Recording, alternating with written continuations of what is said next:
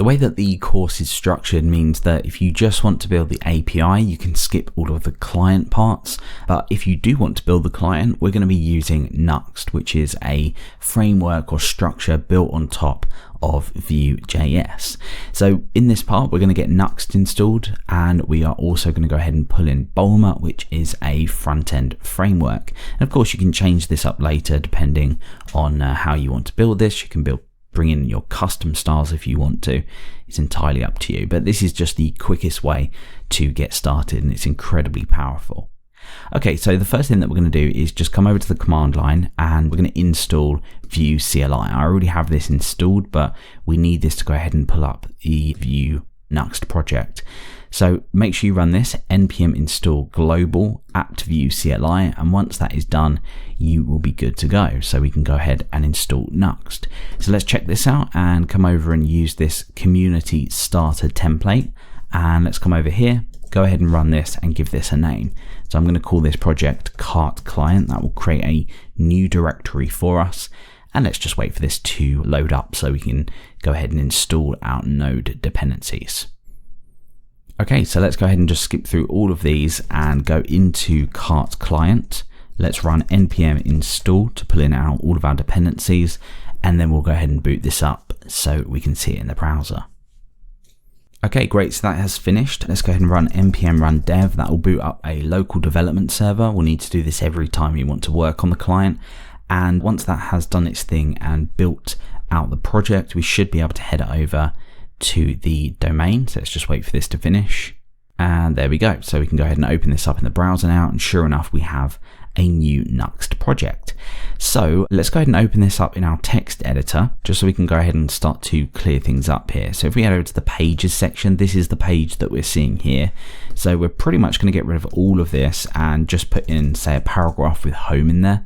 We don't need the app logo, so we're going to go ahead and get rid of the component section just inside of there. And we don't need any of the styles as well, because we're going to be pulling in our own framework. If we come over to layouts, default is the layout that all pages will extend and place all of the content within this Nuxt tag here. So again, we're going to get rid of all of the styles in here. So we essentially just end up with a pretty plain page. And we can also tidy up the component section here just by deleting app logo. So now that that's done, we are pretty much ready to start building our client, but we want to go ahead and pull in Bulma just to have a nice easy way to start working with the different components that we need. So if we go ahead and copy the npm install script here, go ahead and open up a new tab and go into cart client, go ahead and run this and save this out, wait for this to finish, and we'll get it pulled into Nuxt. Okay, so now that's done, let's come over here and think about how we want to pull this in. From our Nuxt config, what we can actually do is specify out a CSS property in here, and we can choose, say, a Sass file, a less file, depending on which loader that we're pulling in, to kick the process off of building all of our styles. Now we don't have that just yet, so let's come over to assets, create a styles directory inside of here, and let's create a app.scs file inside of here.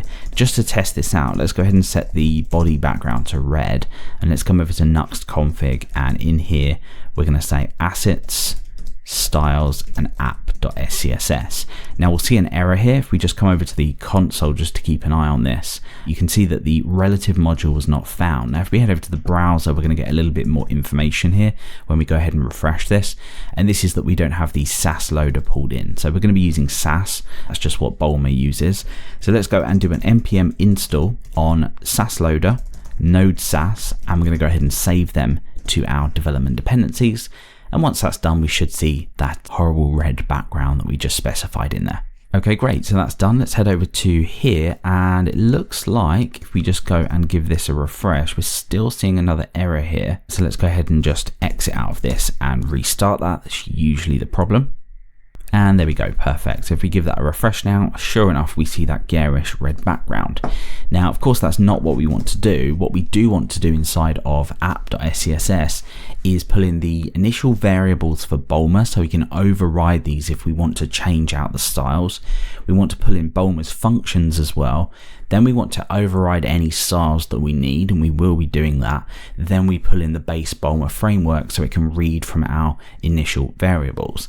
So to do this, we just use the Sass import statement, and in here we are going to reference bulma. We don't need to go all the way back into node modules. This will be resolved out of the node modules directory for us. We go into Sass, into utilities, and we pull in the initial variables like so, and then we do a similar thing over here, but we pull in the functions that bulma uses as well, and all of this is over in the bulma documentation if you want to go ahead and check that out. Now down here what we can do is override the default variables that bulma uses, and that means that we can customize how bulma looks, and we will be doing that in just a second. But I want to get bulma pulled in as quickly as possible, so let's go ahead and pull in the actual bulma framework after we've gone ahead and pulled these two things in. And what we should now see is a nicely styled page. You can see that the font's changed, the page has been reset, so we've got no padding, margin on the body, and we're pretty much good to go. Now I'm going to go ahead and copy over the 2 or 3, in fact there's 4 here, overrides that we want. These are just going ahead and setting the table cell padding, the border width, and the background color to transparent, just to kind of fiddle around with some of the styles, just as something that we want to do. And there's a couple of other things that we might want to do as well. So typically how I work in a fairly smaller project is I create a components file inside of here, and then inside of here, for every component inside of the bulma framework that I want to override, I'll go ahead and create a partial in here. So for example, navigation.scss. Now what that means is over in app.scss, what I can do is go ahead and import each of these. So I can import from the components directory, navigation, and now inside of navigation I can use specific styles to go ahead and override these. For example, I might want to change the height of the navigation, and also of course you can use any custom styles in here you want as well, but you may wish to switch out bulma a little bit later depending. So let's just check this out here. It looks like that is not quite working, and I think we'll just need to change that over to rem. There we go, perfect. Okay, so what we've done is set up nuxt, tidied that up a little bit, pulled in bulma, and we'll fiddle around with this later if we need to change over any of the default styles. But we now have our API and our client set up.